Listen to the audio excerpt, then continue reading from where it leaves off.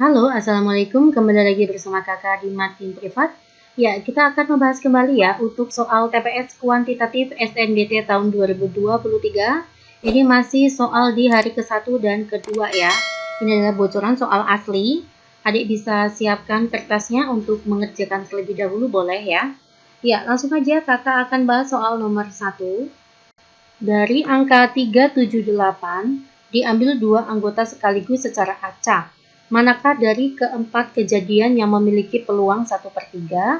Oke, apakah poin 1 terambilnya dua bilangan dengan jumlah habis dibagi 3? Ya, kita akan coba ya untuk mencari NS terlebih dahulu. NS-nya maka kemungkinannya adalah 37, bisa juga 38, kan diambil dua anggota sekaligus ya. Maka bisa 37, 38, atau 78. Ya, maka nanti NS-nya kita peroleh 3. N sampelnya, NA-nya otomatis kan dua anggota ya. Dua anggota yaitu A, B, nanti kita tidak tahu tergantung ya pada pernyataan ke-1. Ternyata A sama B-nya itu yang habis dibagi 3. Kemungkinan mana Mbak yang habis dibagi 3 itu adalah apakah 3 tambah 7, 10? Tidak ya. Apakah 3 tambah 8? Tidak ya. Apakah 7 tambah 8? Betul sekali, 7 tambah 8 itu adalah 15. 15 itu habis dibagi 3, maka nanti NA-nya hanya satu pasang ini ya. Kita peroleh untuk poin ke-1, maka nanti peluang kejadian A-nya adalah 1/3. Hanya satu pasang yang kita dapatkan ya. Next kita masuk ya ke soal nomor 2. Ini sebenarnya cara cepatnya, kan kalau satu benar maka 3 benar ya. Sebenarnya poin 3 nggak usah kita cek, nggak masalah. Kita akan cek untuk poin kedua. Terambilnya dua bilangan dengan hasil kali ganjil. Kita akan cek ya. 3 kalikan 7 itu berapa, Dek? 21. Itu ganjil ya, maka ini betul. 3 kalikan 8 itu adalah 24. 24 itu genap.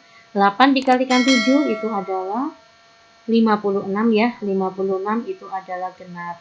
Maka hanya satu ya peluangnya ya, yaitu 3 kalikan 7.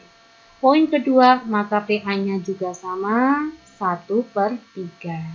2 betul. Kita tinggal cek poin keempat, karena bisa A, bisa E ya. Kita cek poin keempat. Terambilnya dua bilangan dengan selisih genap. Oke, antara 2 dan 3 dan 7, maaf ya. Ini antara 3 dan 7 itu selisihnya berapa, Dek? 3 dan 7 itu memiliki selisih 4. Ya, 4 itu genap ya, maka ini betul. Lalu 3 dan 8 itu selisihnya adalah 5. 5 bukan genap. 7 dan 8 itu selisihnya 1. 1 itu juga bukan genap. Ya, maka nanti peluang kejadian A-nya itu juga 1/3. Oke guys, 4 juga betul. Jawaban yang tepat itu adalah poin E. Next kita masuk ke soal nomor 2. Jika diketahui F bundaran GX adalah 3X plus 4 ya, saya punya F bundaran GX. Itu adalah 3X plus 4. Lalu diketahui GX-nya itu adalah 2X plus 1. Apabila F inverse 25 itu adalah 3R. Pertanyaannya tentukan nilainya R plus 1. R plus 1-nya itu berapa gitu ya, Dek? Oke, karena F bundaran GX, maka GX-nya masuk ke fungsi F ya. F GX seperti ini sama dengan 3X plus 4. Ya, kita masukkan GX-nya adalah 2X plus 1 sama dengan 3X plus 4. Diketahui lagi nanti F inverse 25 itu adalah 3R. Ditanya adalah R plus 1. Oke ya, Dek, kita bisa menggunakan cara cepat. Ini boleh kita tukarkan ya. Ini ke kiri, ini ke kanan. Nanti kita tukar menjadi F inverse. Maka hasilnya adalah F inverse 3X plus 4 itu sama dengan 2X plus 1. Ya. Jika kita punya F kotak sama dengan segitiga, maka nanti F inverse segitiga sama dengan kotak. Intinya kayak gitu. Bisa ditukarkan ya, tapi nanti membentuk inverse. Nah, ini sudah inverse, ini juga sisi kiri sudah inverse. Maka nanti kiri sama dengan kiri, nanti kanan sama dengan kanan. 3X plus 4 itu sama dengan 25, untuk yang ruas kanan 2X plus 1 sama dengan 3R. 3X sama dengan 25 dikurangi 4 adalah 21, maka X-nya 7. Kita substitusikan, 2 kalikan 7 ditambah 1 sama dengan 3R. Ya, maka nanti R-nya adalah 15 dibagi 3, itu 5. Karena R-nya 5, yang ditanya adalah R plus 1. 5 ditambah 1, jawabannya 6. Oke, semoga kalian paham. Kita lanjut ya ke soal nomor 3. Ini tentang luas kerucut ya, semangat ya. Kerucut yang alasnya menyinggung alas sebuah ruang balok, bangun ruang balok ya, dengan panjang balok sama dengan lebarnya. Jadi balok memiliki lebar dan panjangnya itu sama, yaitu sebesar 10 cm. Saya buat gambarannya terlebih dahulu ya. Di sini ada balok. Ternyata sisi alasnya untuk panjang dan lebarnya itu sama, yaitu 10 cm. Kita masukkan sini 10, ini berarti 10. Jika tinggi kerucut adalah 20 cm dan tidak menyinggung bagian sisi atas balok. Jadi tidak menyinggung bagian atas ini ya untuk tinggi kerucutnya. Oke, maka kerucutnya tuh alasnya menyinggung, maksudnya kayak gini maksudnya. Nah, kita buat seperti ini, berarti diameternya sama-sama 10 ya. Kita buat seperti ini. Nah, kurang lebihnya gambarannya seperti ini ya. Ada kerucut di dalam balok, tetapi tinggi kerucut itu tidak menyentuh alasnya si balok. Dengan tinggi kerucutnya adalah 20, tinggi kerucut itu adalah 20. Pertanyaannya, apabila volume balok di luar kerucut, volume balok di luar kerucut itu adalah ini ya. Ini volume balok di luar kerucut. Itu nilainya 5 kali volume kerucut. Volume balok di luar kerucut itu adalah 5 kali volume kerucut.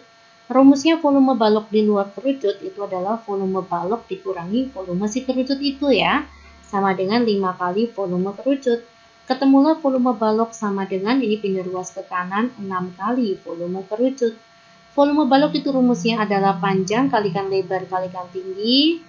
Volume kerucut itu sepertiga pi R kuadrat T. Oke, panjangnya adalah 10, lebarnya 10. Saya masukkan ini 100 T.